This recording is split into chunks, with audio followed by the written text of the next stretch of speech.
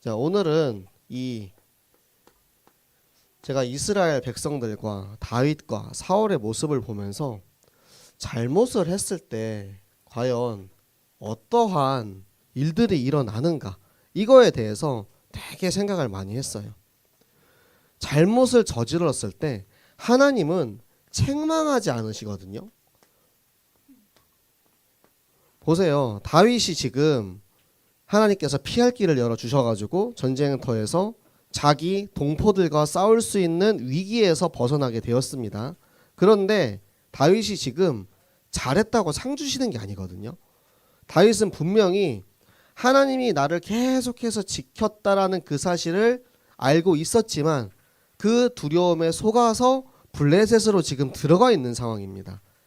내가 마땅히 있어야 할 언약의 땅인 가나안 땅을 떠나서 저 대적의 땅인 블레셋에 가가지고 지금 사단의 종노릇 하고 있는 거예요. 사단 블레셋의 종, 아기스 왕의 종으로 지금 있는 상황입니다. 그런데 그 다윗을 하나님께서 만약에 책망하시고 벌을 주셨으면, 그래, 한번 너그 동족들이랑 마음껏 한번 싸워봐, 한번 고생 한번 직사게 해봐야 정신 차리지, 이렇게 안 하시고 그 속에서도 빠져나올 수 있는 구멍을 만들어 주시는 거예요. 그걸 보면서 와, 하나님은 어떻게 이렇게 책망하지 않으실 수 있을까? 여러분 생각해 보세요. 여러분이 집에서 엄마 돈을 지갑에서 이제 10,000원으로 훔쳤어. 물론 뭐 회초리도 맞고 몽둥이로 맞고 혼도 나겠죠. 그런데 그것 때문에 여러분한테 너 10,000원 훔쳐갔으니까 10,000원 갚아, 이럽니까? 여러분 여기서 이제 여러분이 자라서 지금 이제 엄마가 아빠가 나중에 너 어렸을 때부터 지금까지 내가 밥 해준 거, 대학 보낸 거, 돈 쓴 거, 옷 사준 거 너 다 계산해가지고 그거 나한테 갚아, 이렇게 하지 않으시잖아요. 부모님의 사랑은 내리사랑입니다. 일방적인 사랑이에요. 그저 사랑하고 그저 품고 계속해서 부어주시는 그런 사랑이거든요. 그런데 그 사랑이 어디에서 나왔냐면 하나님의 사랑에서 나오는 거예요. 그 크신 하나님의 사랑이라는 찬양을 하잖아요. 그 사랑이 얼마나 큰지, 하늘을 두루마리 삼고 바다를 먹물 삼아서 거기에다가 그 사랑을 다 써도 채우지 못할 만큼 그렇게 사랑이 크다라고 우리가 찬양을 합니다. 그러니까 그 하나님은 우리가 실수하거나 잘못하거나 무슨 문제가 있거나 어려움이 있어도 그것을 놓고 너 이번에 이렇게 했으니까 이거는 너 안 돼, 너 축복 끝, 이게 아니고 우리가 언제든지 하나님 앞에 서서 하나님 앞에 고백하고 인정하고 돌아오기만 하면 하나님이 얼마든지 우리에게 축복하시고 돌아올 수 있도록 우리를 기다리고 계신다라는 거. 그 사랑이 얼마나 큰지 여러분이 꼭 그거를 기억하셨으면 좋겠어요. 제가 다락방을 이제 하는데 연락이 왔어요. 6시 반에 다락방이거든요. 6시에 카톡이 왔습니다. 아, 중요한 약속이 있었는데 깜빡하고 목사님께 말씀을 못 드렸습니다. 제가 이제 딱 준비를 다 하고 딱 집에서 나가기 직전에 딱 그렇게 연락이 왔어요. 연락이 와서 아, 그래, 그러냐, 그러면은 뭐 잠깐이라도 얼굴 이제 봤으면 좋겠다, 이렇게 했는데 아, 지금 이제 나가는 길이래요. 그래가지고 근데 너무 미안해하는 거예요. 너무 미안해하고 아, 진짜 정말 미리 말씀드렸는데 말씀 못 드려서 죄송합니다, 이러면서 막 이렇게 이야기를 하는 거예요.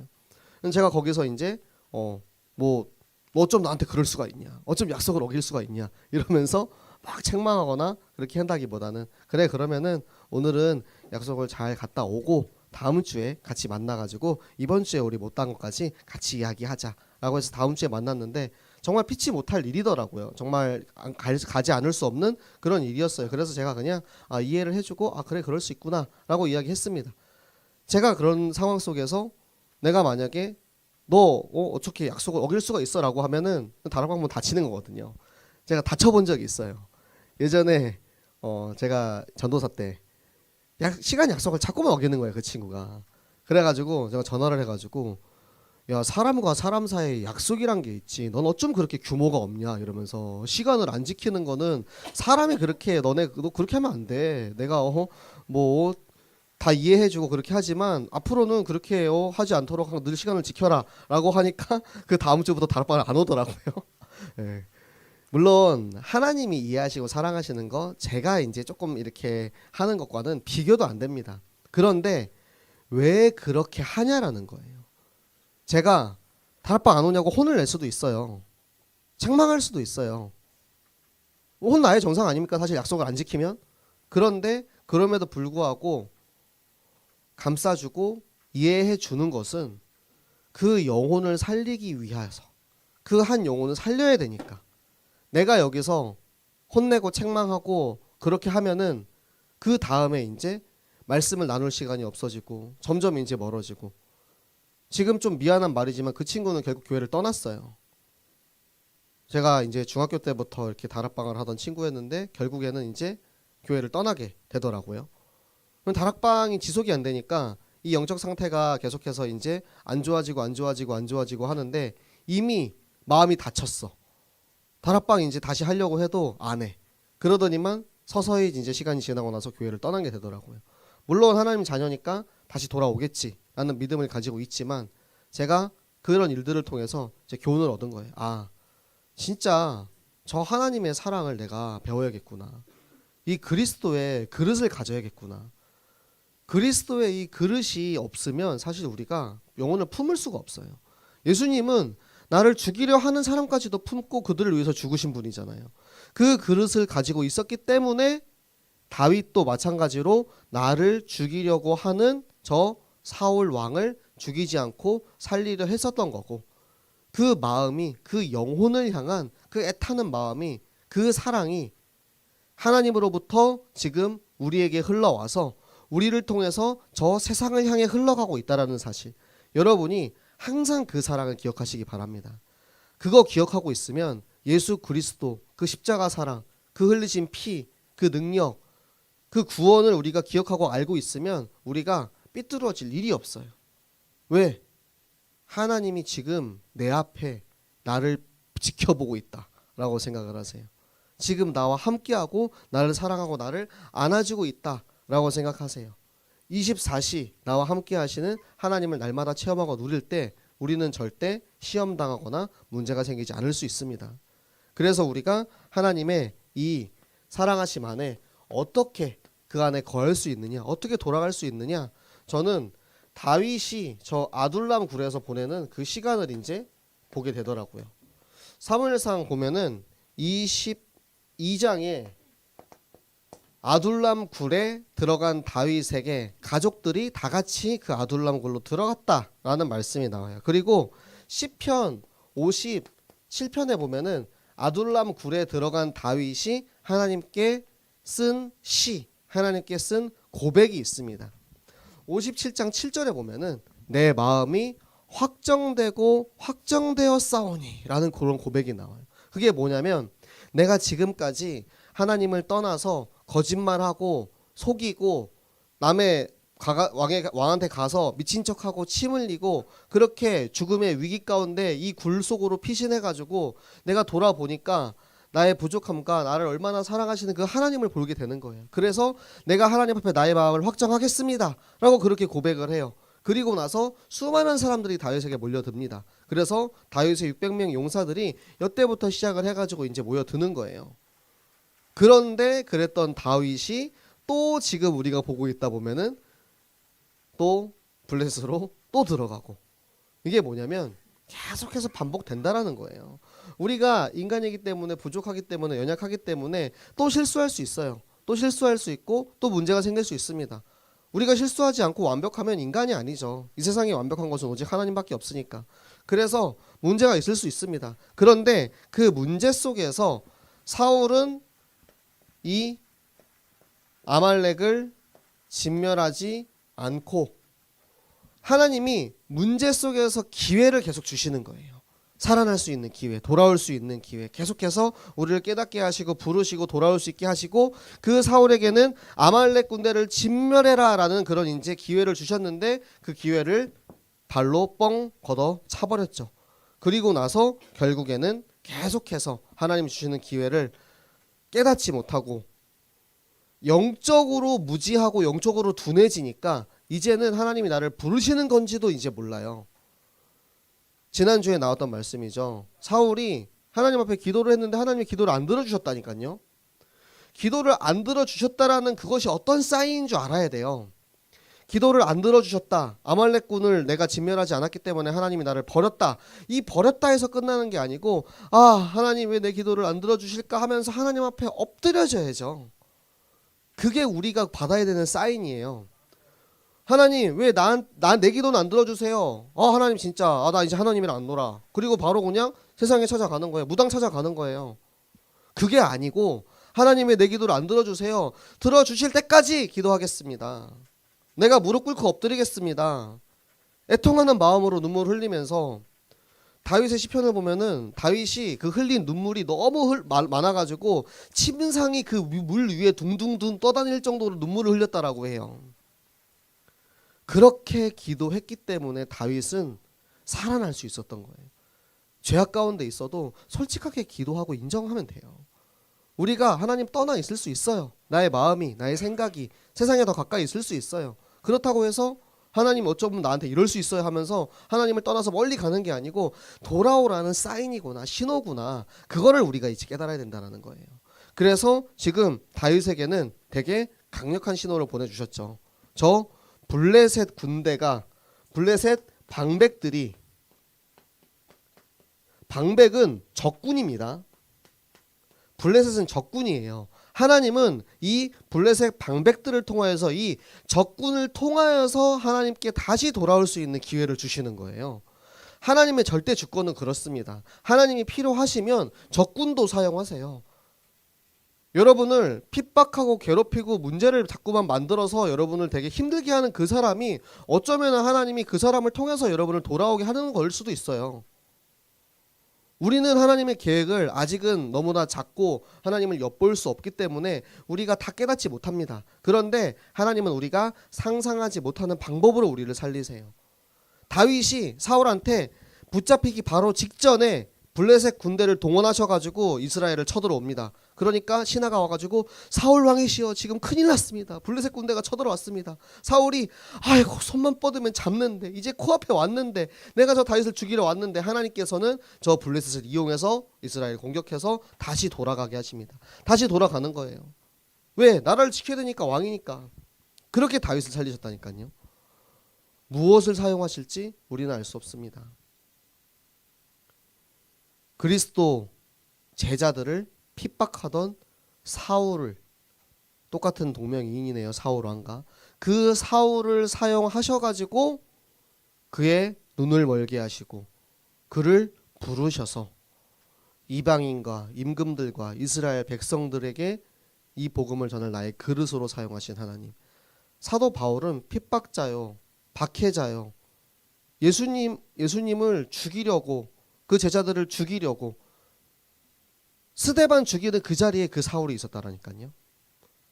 스데반을 죽이고 사람들이 돌을 던져서 스데반을 죽이는 그 자리에 사울이 그 증인으로 있었어요. 그 책임자로 있었어요. 제자들을 죽이는 사람이었던 그 사울을 통하여서 하나님은 그 사람을 변화시켜서 수많은 사람을 살립니다. 어떻게 누구를 어떻게 변화시켜 어떻게 사용할지 몰라요. 여기 있는 여러분이 어떻게 쓰임받을지 아무도 몰라요. 여기에서 연예인도 나올 수 있어요. 여기에서 대통령도 나올 수 있어요. 여기에서 목사도 나올 수 있어요.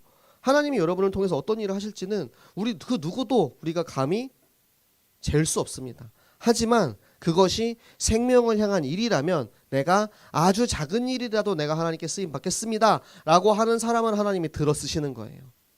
그래서 여러분이 정말 이 자리, 내가 하나님께서 나를 다시 불러서 돌아오게 하시는, 돌아와 다시 말씀을 청종하면, 신명기 30장 8절의 말씀 우리 함께 같이 찾아봅시다. 신명기 30장 8절의 말씀.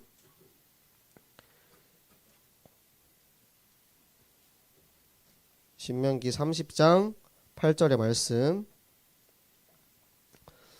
네, 우리 같이 한 목소리로 함께 읽도록 하겠습니다. 너는 돌아와 다시 여호와의 말씀을 청종하고 내가 오늘 내게 명령하는 그 모든 명령을 행할 것이라. 아멘. 청종하다라는 게 무슨 뜻이냐면 청은 들을 청자입니다. 종은 쫓아갈 종자예요. 그러니까 듣고 말씀을 따라간다라는 뜻입니다. 여러분, 듣기만 하는 것도 의미가 없고요. 따라가기만 하는 것도 의미가 없어요. 우리는 말씀을 듣고 그 말씀을 내가 믿고 그 믿은 말씀을 따라가야 돼요. 여러분, 제가 축구를 많이 보기 때문에 축구를 보는 눈이 되게 이제 좋아요. 저는 이제 어려서부터 전술 같은 것도 좋아하고, 그래서 어떻게 움직이면 될지 다 보여. 그런데 딱 봤어. 아, 이렇게 하면은 내가 뚫을 수 있겠다. 저기다가 패스를 하면 되겠다. 그런데 내 발이 그게 안 돼. 내 몸이 그게 안 돼. 옛날에 애들이랑 축구를 하는데 민중이가 저를 엄청 약 올리는 거예요. 막 약 올려, 축구하다가 막 약 올려. 근데 얘가 오른쪽으로 나를 뚫고 가겠구나. 내가 알았어.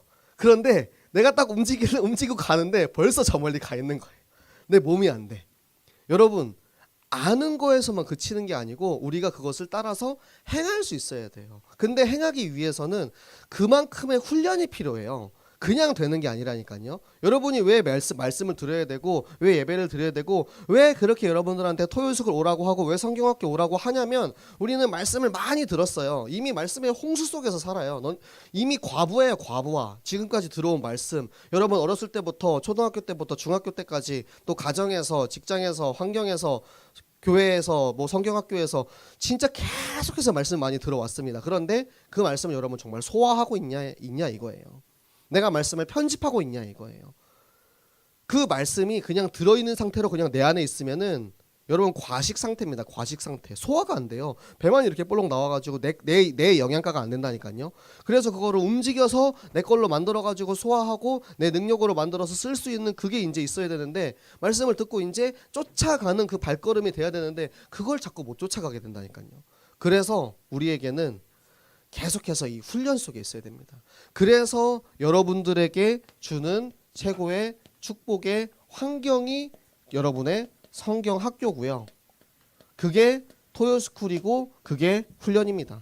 그게 미션홈이고 그게 여러분이 하는 찬양팀 훈련이고, 하나님께서는 계속해서 여러 가지 방법으로 여러분을 부르고 계세요. 그리고 하나님이 절대 우리를 포기하지 않으세요. 자, 우리 말씀 한 개만 더 찾아봅시다. 요한복음 12장 47절. 요한복음 12장 47절의 말씀 함께 보시겠습니다.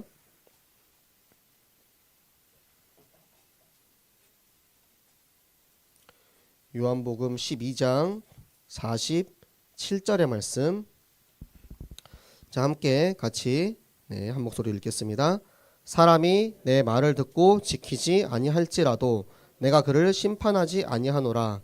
내가 온 곳은 세상을 심판하려 함이 아니요 세상을 구원하려 함이노라.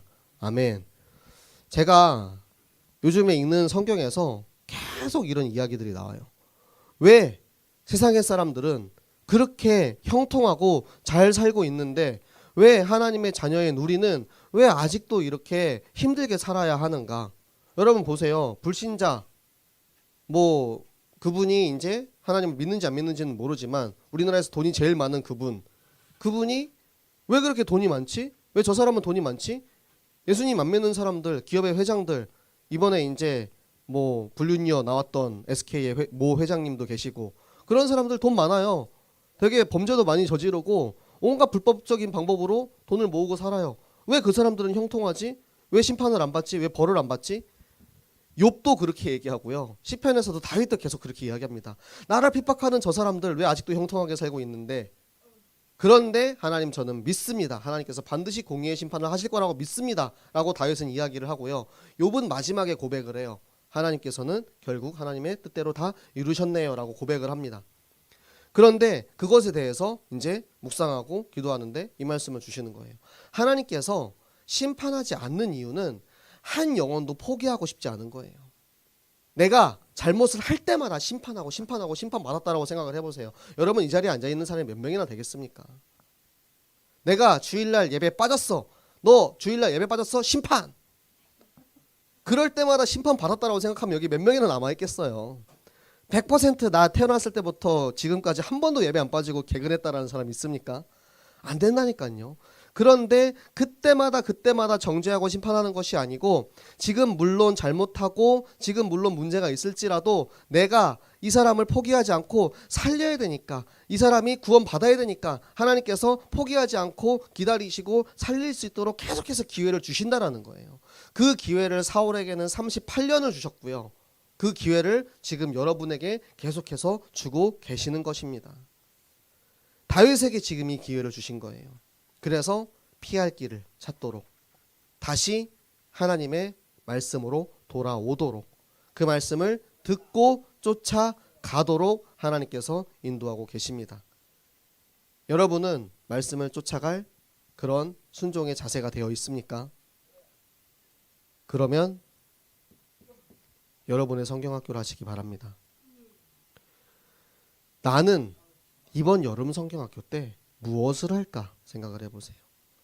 우리가 계속해서 말씀만 먹어가지고 비대해지는 그런 이제 배만 튀어나오는 그런 이제 건강하지 못한 신앙생활 하는 게 아니고 계속해서 소화하세요. 소화하고 적용하고 나의 현장에서, 나의 학교에서, 나의 친구들과 나의 구역에서, 중고등부에서 어떻게 할까를 계속해서 생각해 보세요. 그러면서 나의 성경학교를 찾으세요.